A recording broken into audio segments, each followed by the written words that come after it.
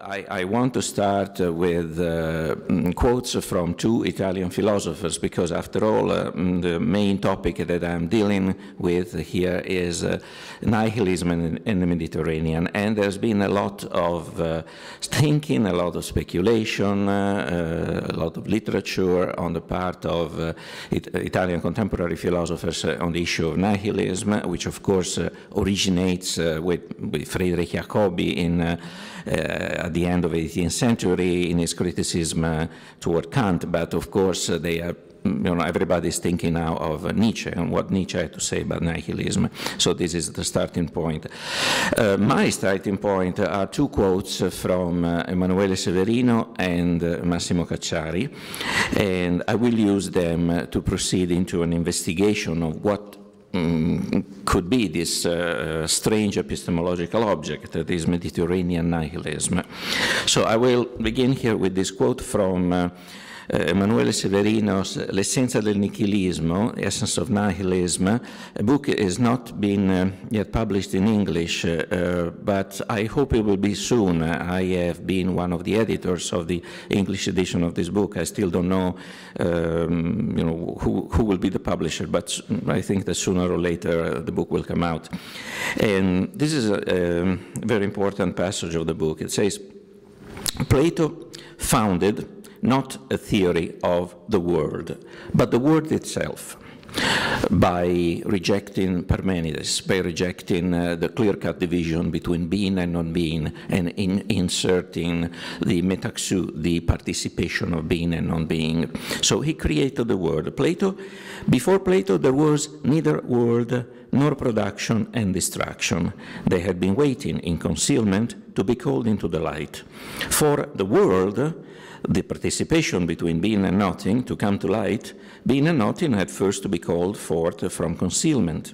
But this is not to say that they emerge from a total concealment, since being and nothing always already appear. Rather, calling forth expresses the need to bear witness to that which eternally appears. Parmenides was this witness. Thus, only the best was to call the world into the light. Yet, in evoking the world, at the same time, it abandoned the truth of being dawning in the testimony.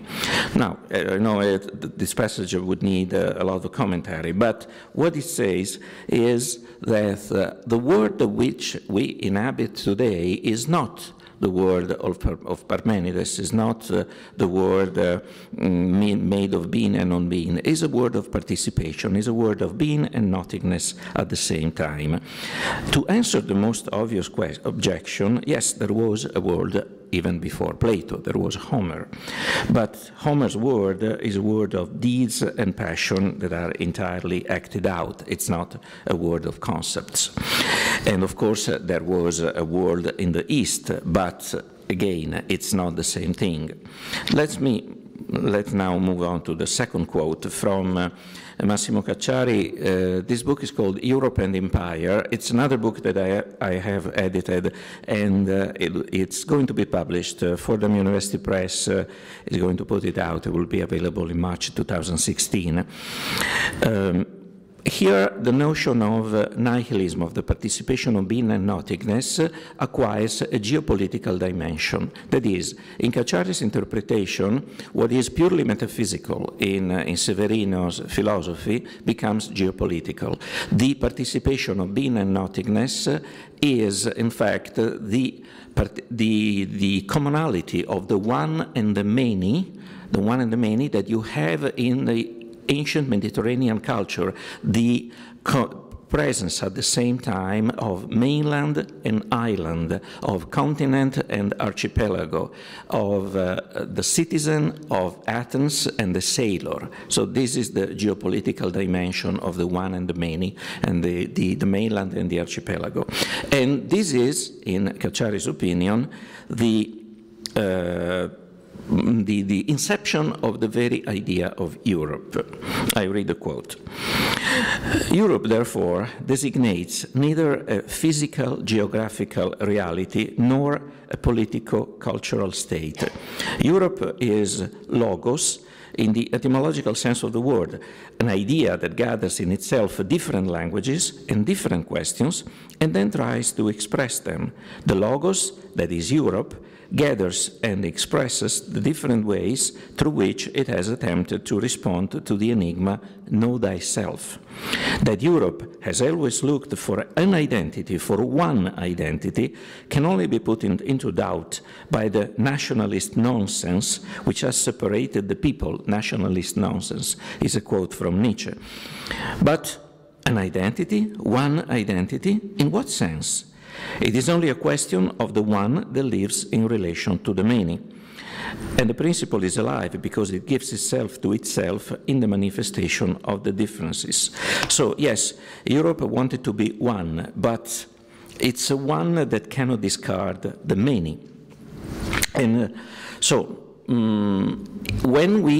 when we envision Europe, either in a metaphysical or geopolitical sense, as the contemporary presence of being and nothingness, one and the many, city and archipelago, we have the problem, we need to address the problem of what is this nothingness, what this nothingness is about, or in Nietzsche's word, what is nihilism. So Nietzsche asked the question in one of his posthumous fragments, 1887, nihilism is at the door. Where does this most uncanny of all guests come from? So we may ask from which Greek mountain, from which cave hidden in one of the 1,000 islands of the archipelago. Nietzsche could not ignore that nihilism is just the obverse of the spirit of inquiry that has animated Europe from the onset of its Mediterranean conception.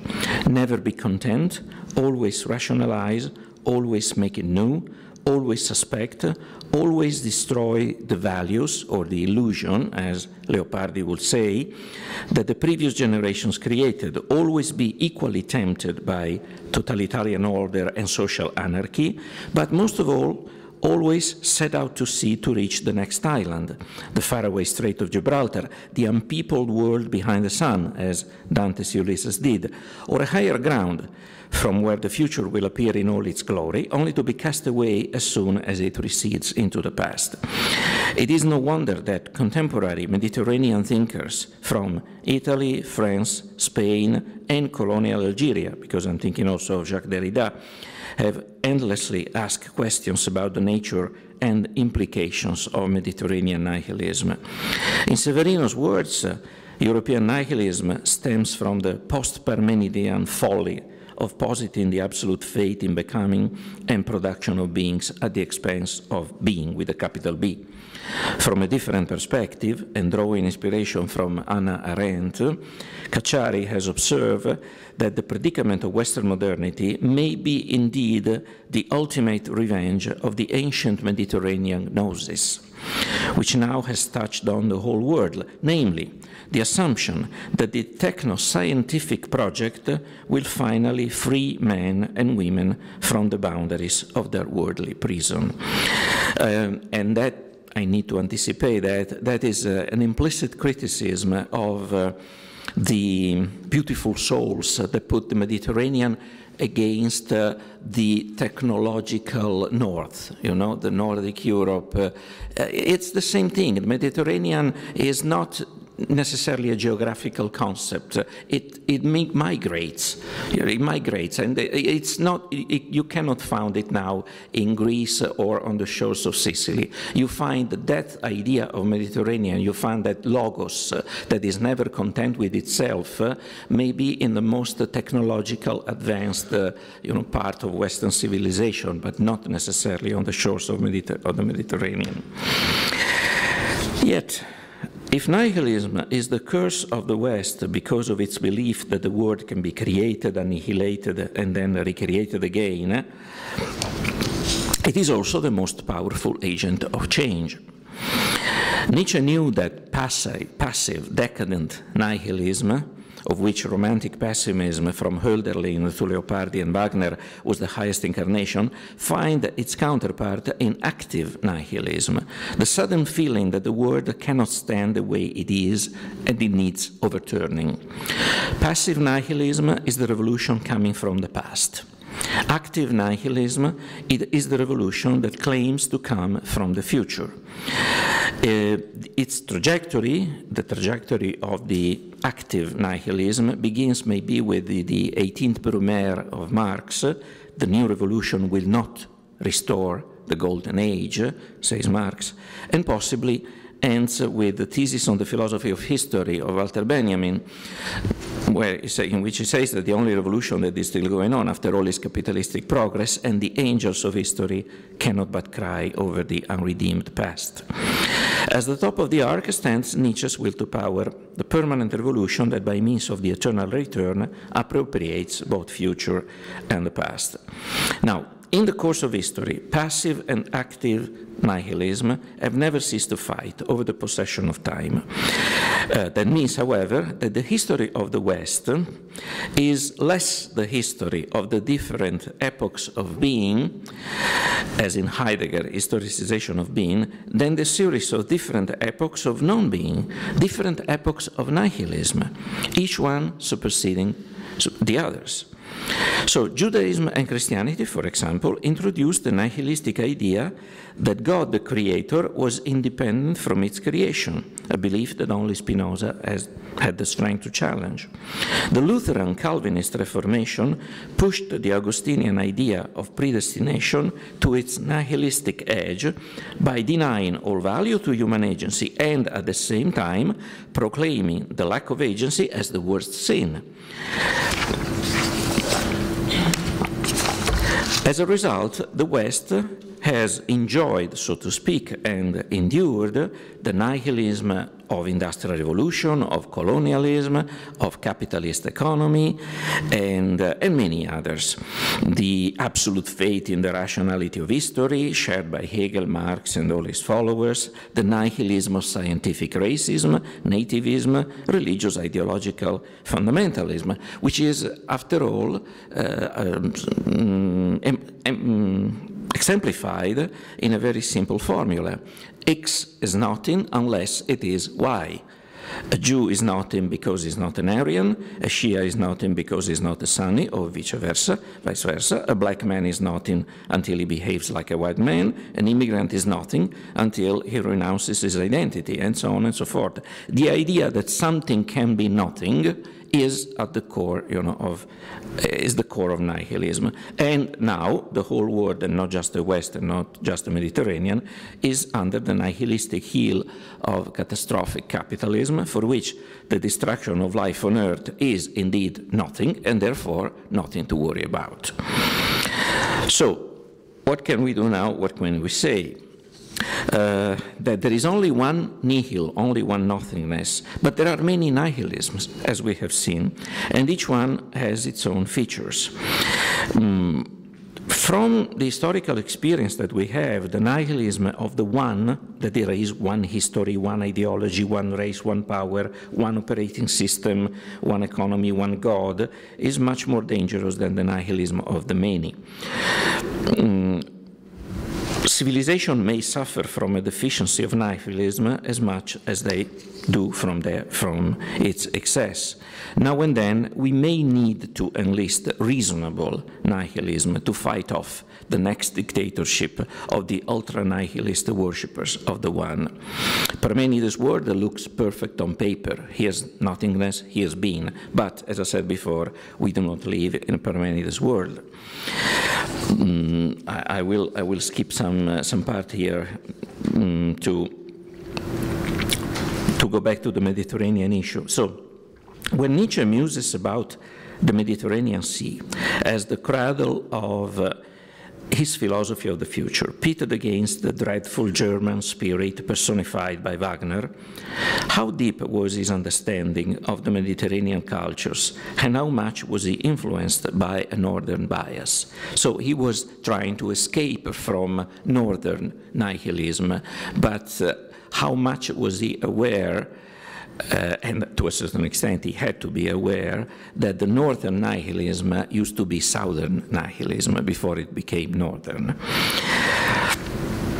For example, he had a northern bias even in his identifying Turin, where he lived in the last years of his life, as a southern city. He found that Turin was a peculiarly southern city, a claim that no one in Italy would take at face value. So was he perhaps creating a secret interior orient for himself, as some critics have said? Was he perhaps indulging in the arcadization of the Mediterranean, which goes back to the 18th century's Grand Tour and finds its last expression in so many works of figurative art between World War I and World War II. The myth of the Mediterranean as an Arcadia, as an earthly paradise, protected from the sordid materialism of the industrialized world. You know, pagan, not Christian, innocent, not fallen, a place where the dream of harmony is still attainable. A place, in other words, free from the nihilistic decadence sweeping Northern Europe. But the Mediterranean is nihilism, is the cradle of nihilism. The Mediterranean is decadence, which did not begin with Wagner or the weary Parisian poets of the 19th century. It began with Callimachus and the Neoterics in 3rd century BC. Nihilism, in many ways, is the Mediterranean's gift to the world.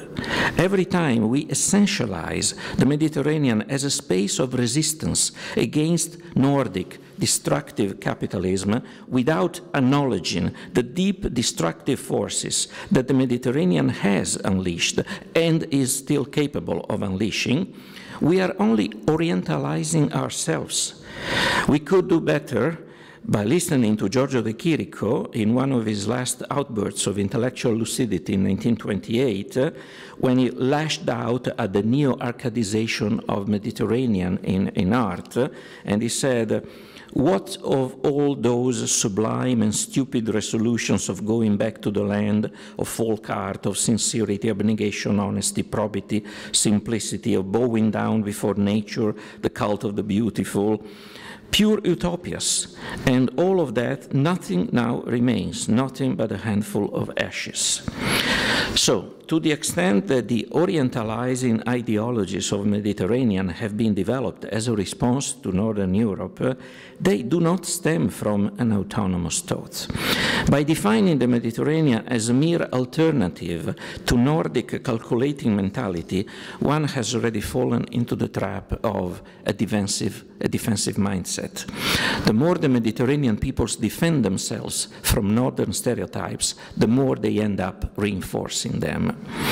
And here I would like to point out a couple of particular features of, I would say, Mediterranean active nihilism, which we have kind of forgotten in current debate, and I think they should be resurrected. For example, the notion of fortuna, the notion of fortune, which was absolutely essential in the development of Italian Renaissance, and it had the same historical value that had, for example, the notion of predestination in Protestant Reformation. It is a tragic notion, the notion of fortuna. It's nothing fanciful about it.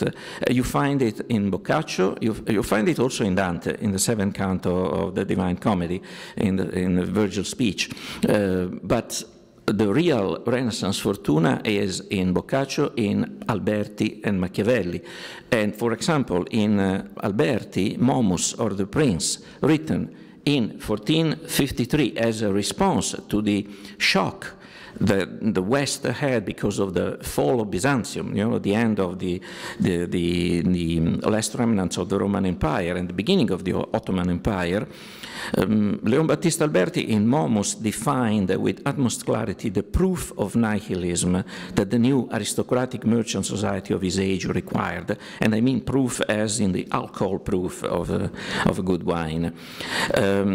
Momus is a very complicated text, and I need to skip the details and come to the conclusion, which is that in the end, Zeus, the god, decides to follow Momus. Momus is a metamorphic figure, a Protean figure, a son of night and sleep. Zeus decides to follow Momus' advice about the best way to rule the world. So the good things are put under the supervision of industry and vigilance. The bad things are assigned to envy and ambition. But the things that are neither good nor bad, including riches, honors, and other things that mortals seek, they must be left to fortune's judgment. And I quote, she should fill her hands with them and decide who should receive them and how much to give to each one as the fancy takes her. So the sentimental Orientalism about the Mediterranean that I mentioned before is not an answer to our current predicament, nor is Europe's stifling and inconclusive self-awareness the amuletic indecision of the European Union, verging on the pathological.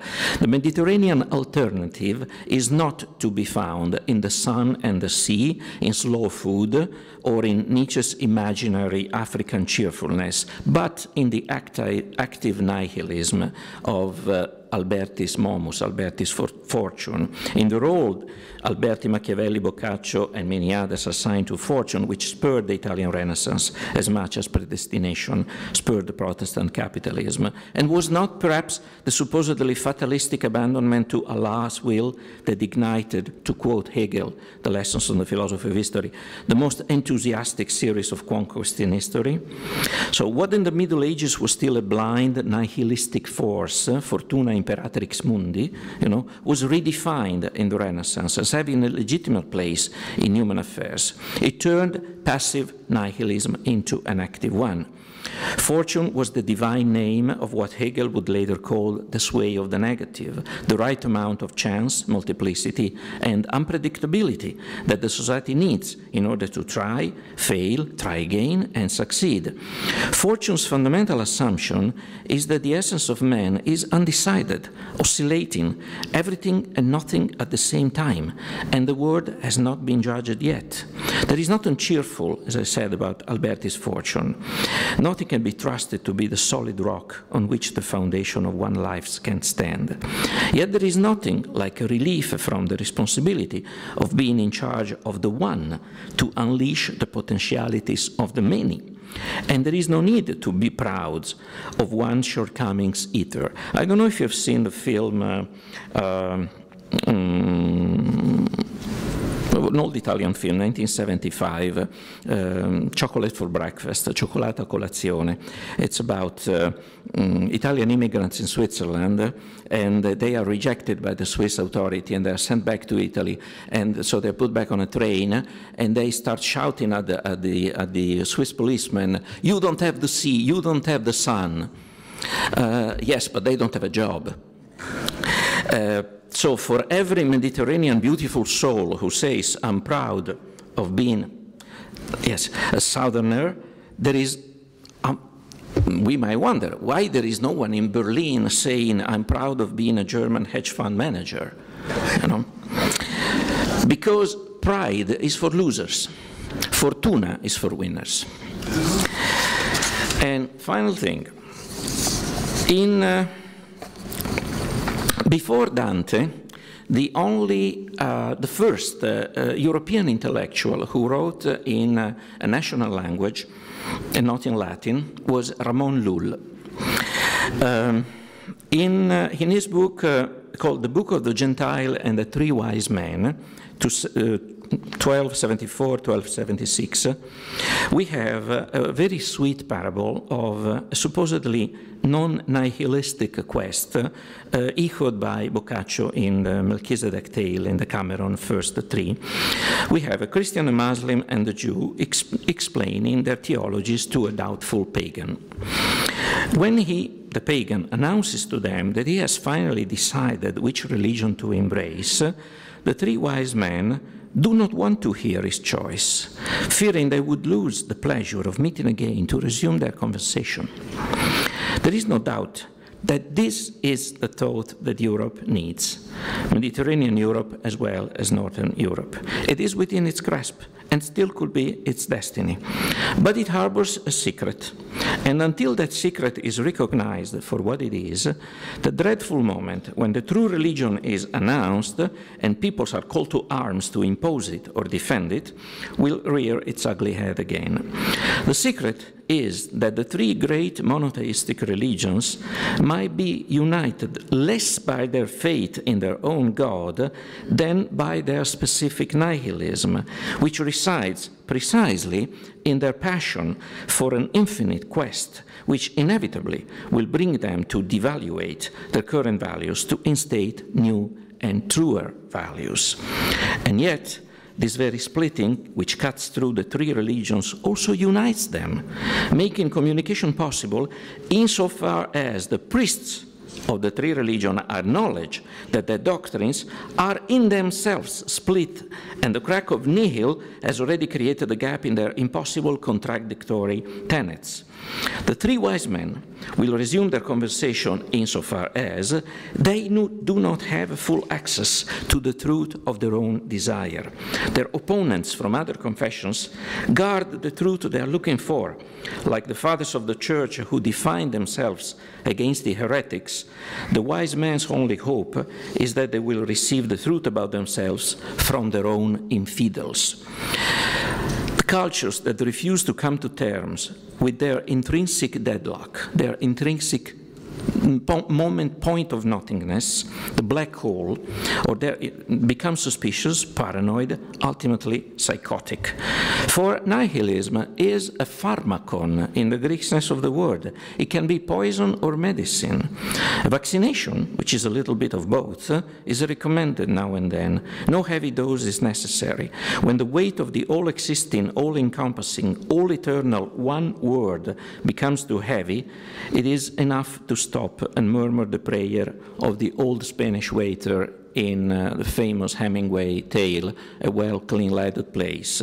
Our nada, who art in nada, nada be thy name. Thank you.